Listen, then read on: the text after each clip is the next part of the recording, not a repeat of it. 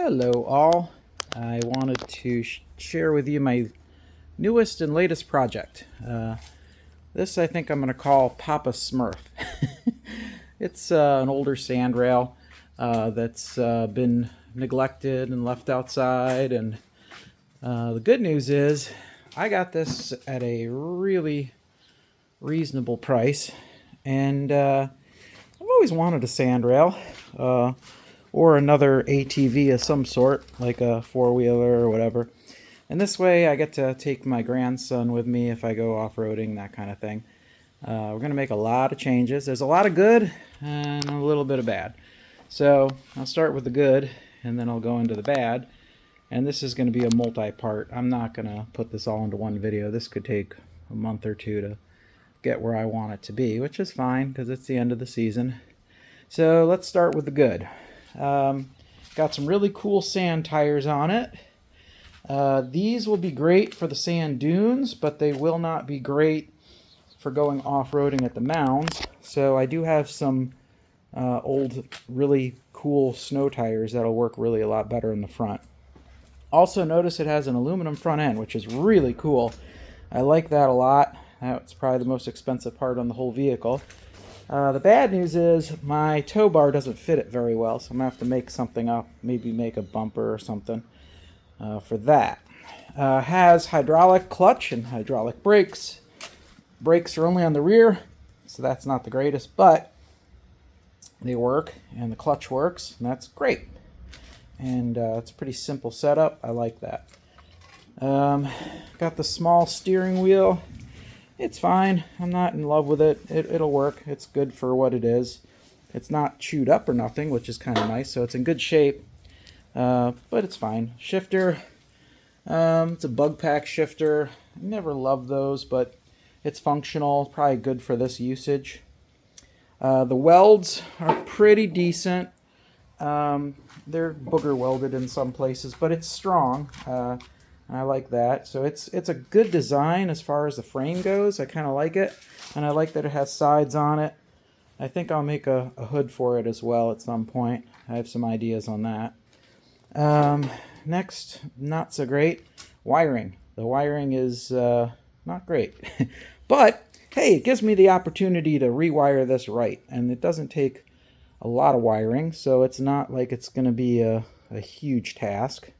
But yeah, the wiring's pretty bad. Probably going to rip it all out and just start from scratch, basically. But I'll take that into consideration once I inspect it a little bit more. But yeah, it doesn't look great, so I'm thinking it's going to have to be replaced. It has really nice tires. Desert Dog tires, which are basically like extra tracks. Beautiful shape. No dry cracking. Probably older, but in really good shape. And those stay. Those work real nice. I towed this thing, oh gosh, it was an hour and a half drive, so those didn't give me a lick of trouble, so that was kind of nice. Really teeny tiny gas tank, probably fine for what I'm going to use it for. So I don't think I'm going to change that. I might hold it in with something more than zip ties, but that's fine. Just one more thing. Just need some bolts. Has a dual port 1600 motor. Don't know if it's a 1600 motor. That's something we're going to figure out. It is seized, so best case scenario, I'll free it up. Worst case scenario, I might have to pop some jugs off and maybe make it a 1641.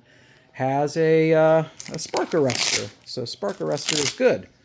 I like spark arresters. You really should not drive one of these without it.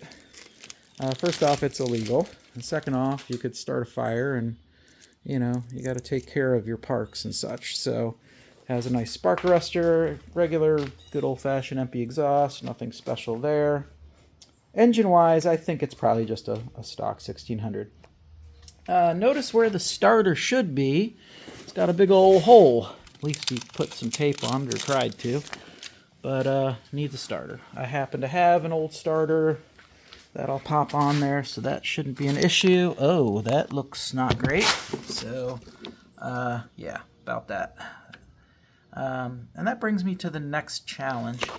If I need to take this motor out, which the more I look at it, I'm thinking I'm definitely going to have to take the motor out.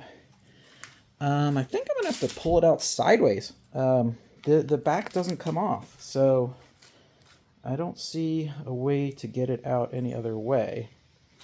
The shifter linkage is pretty messed up, but I think I figured out that this here is not moving properly. I think that just needs to be tightened up, and I think that'll work, probably.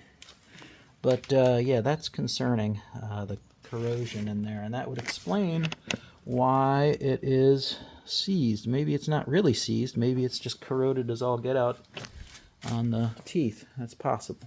We'll take a look at that. At any rate, should be a fun project.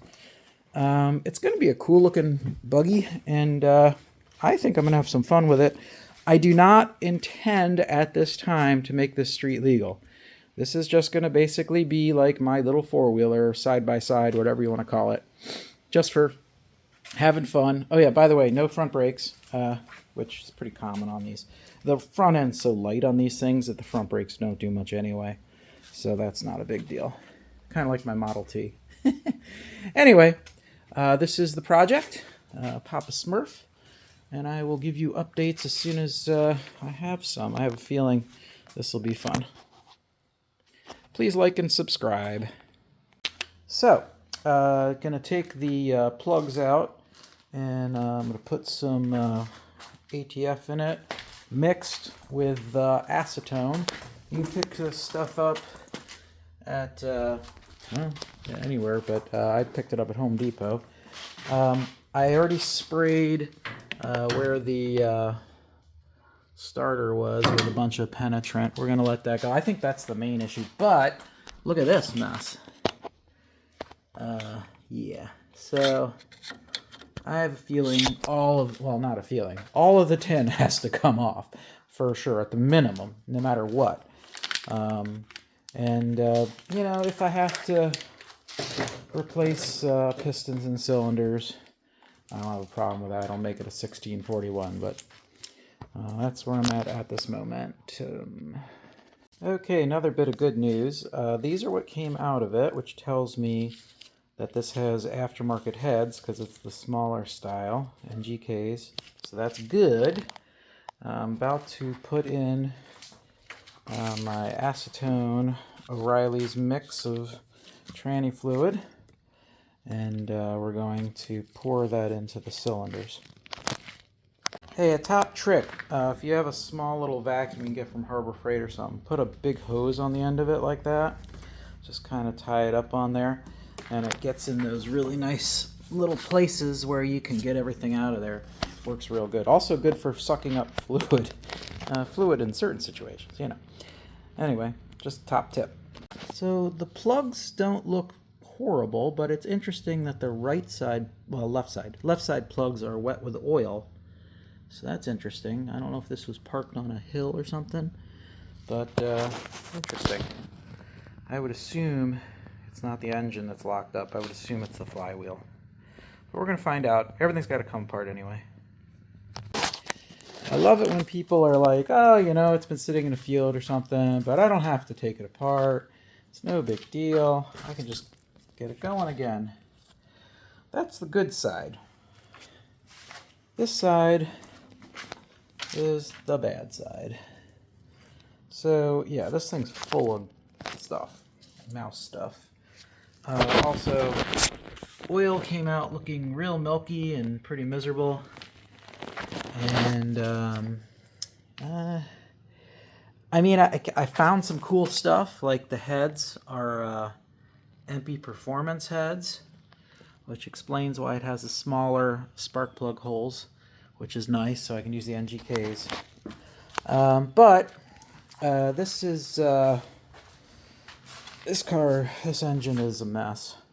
But I still think it's savable. Even if I have to put new jugs on it, I think it's worth saving. I don't think this is stock. This might even be a 1776. I have no idea what I'm getting into here. So I'm glad that we cleaned it, or not cleaned it yet, but I mean, we're going to clean it. It needs a good cleaning, and then I can decide what we're going to do with it. I might just tear the whole thing down to nothing and rebuild it. I've done that before, no big deal.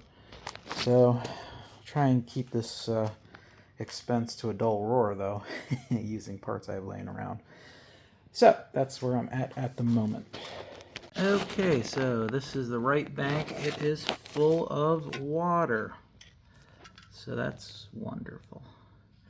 Luckily it's an aluminum head, so that can all be cleaned out. It doesn't look like it did any damage as far as eating into the aluminum yet. But not great. So we'll see what the other side looks like. The intake tube, not so fancy. Not good. I might consider switching that over to something else. Anyway, I can't see the other side just yet. Is that held in? Yeah, it's held in by a bolt. Alright, I'll get back with you when I get this all out. So, other side, left bank, not surprisingly, is also full of stuff. I'm not sure that's actually water. That might be oil. I did see oil on the plug, so that kind of makes sense. I'm starting to think maybe these cylinders are just full of stuff. Anyway, we're gonna keep moving ahead. So, good news. Looks like the back of the frame goes into a slip joint there. Has that whole back bottom panel attached to it, and it comes off the back of the frame, which is pretty clever. Then I should be able to pull the engine out pretty easy, because this engine is absolutely coming out and going on an engine stand.